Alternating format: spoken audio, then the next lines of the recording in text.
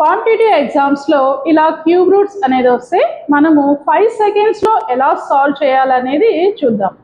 Cube root of 571787 ఇక్కడ total 6 digits ఉన్నాయి.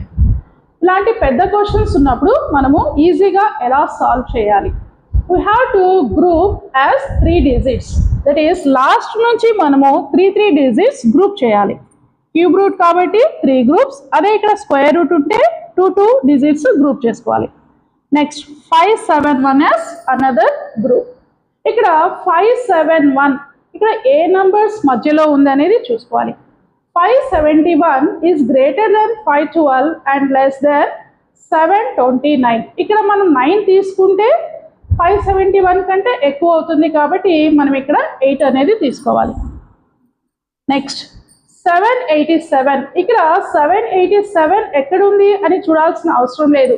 Last digit that is 7. ఇక్కడ లాస్ట్ డిజిట్ ఎక్కడుంది 7 అనేది చూసుకోవాలి. That is 27. That is 3 cube. That means we have to take 3. This is the answer for cube root of this number. We shall see next question. We have to group as 3 digits. Next 753 దేనికి మధ్యలో ఉంది అనేది చూసుకోవాలి. That is it is between 729 and 1000 అన్నప్పుడు మనం ఏది తీసుకోవాలి? 9. Next last digit is 1. ఇక్కడ మనకి లాస్ట్ డిజిట్ 1 ఎక్కడుంది? ఇక్కడ 1 cube. That means we have to take 1 here.